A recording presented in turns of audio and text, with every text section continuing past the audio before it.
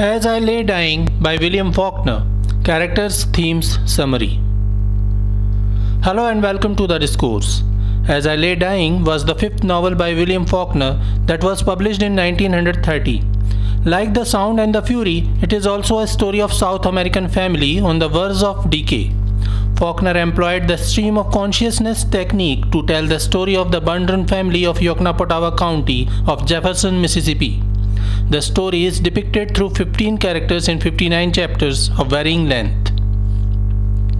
Most of the chapters are narrated by the family members, though some chapters are narrated by other characters like neighbors, a doctor, local farmers, and a minister. The novel has a very intimate tone while Faulkner presented the story from 15 different points of view narrated by 15 different characters.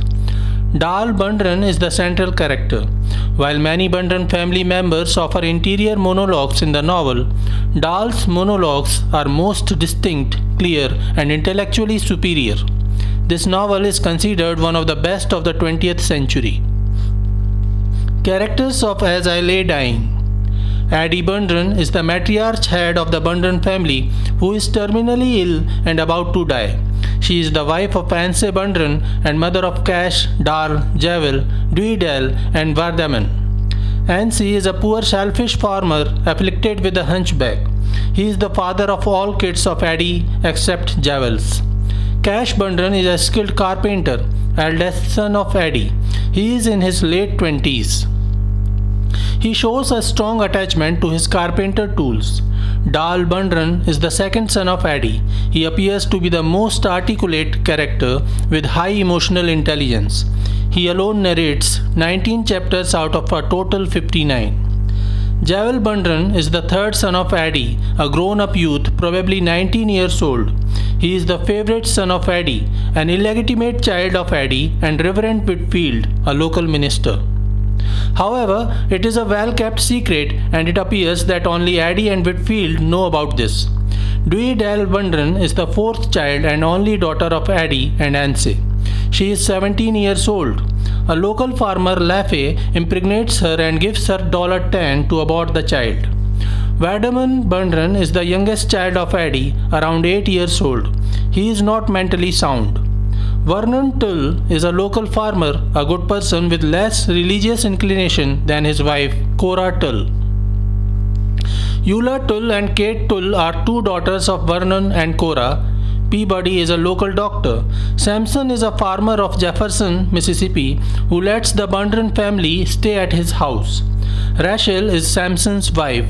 All 15 characters offer their point of view of the incidences depicted in the novel. Summary of As I Lay Dying. In the beginning, Addie is alive, but she is terminally ill and knows that she won't live for long. Addie is a frustrated person. Despite being the matriarch head of the Bundren family, she always felt as if she was unloved and unwanted by her family, and she resents this.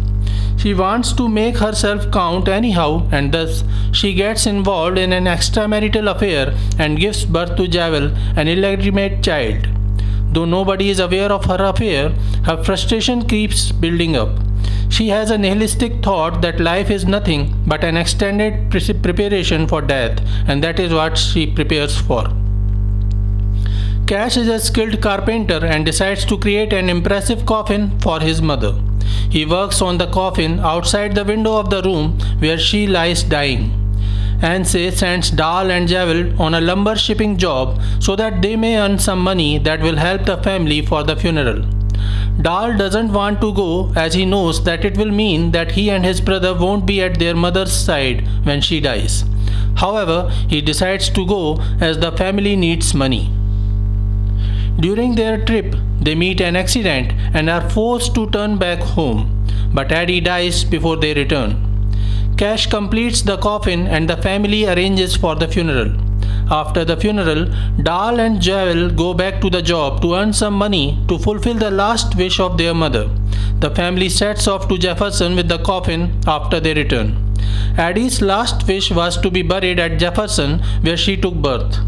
Anse's motivating reason to go to Jefferson, however, is to get fitted for new teeth and, if possible, find a new wife.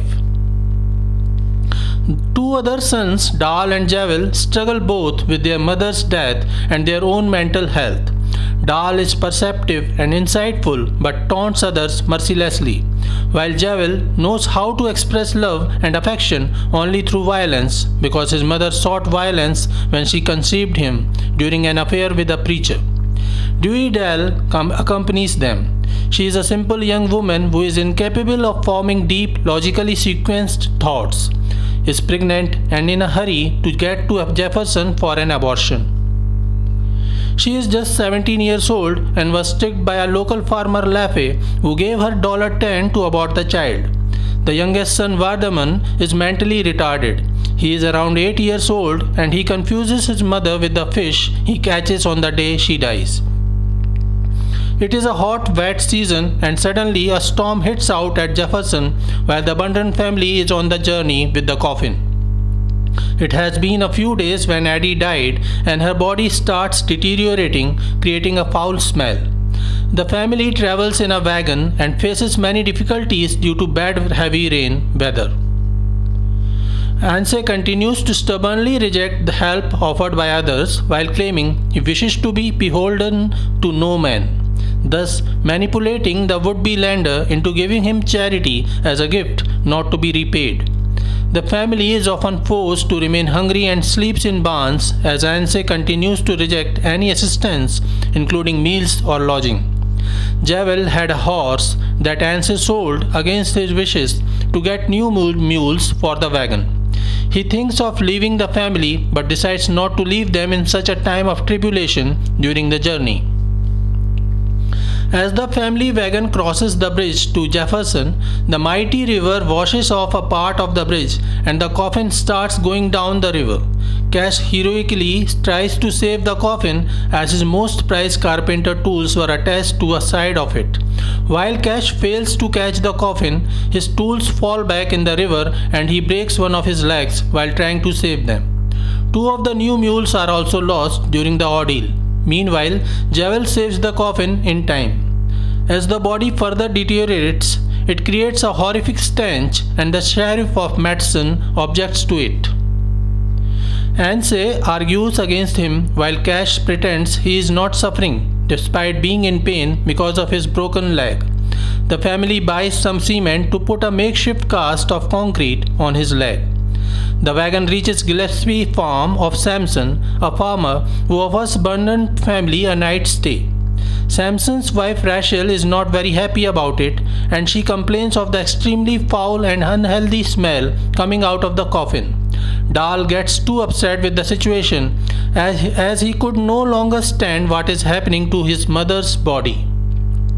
He decides to put fire to burn the dead body, Addie. The fire spreads and the whole barn gets burned. Meanwhile, Jewel succeeds in saving the coffin again and the foul stench keeps polluting the surrounding. Meanwhile, Cash's leg gets further deteriorated as he is seriously injured and the makeshift concrete cast has only made matter worse. Sampson and Rachel discover the origin of the fire and blame Darl for it. Anse decides to declare Darl mentally insane and agrees to send him to a mental asylum as he doesn't want to reimburse Sampson for the barn that was burned to ashes.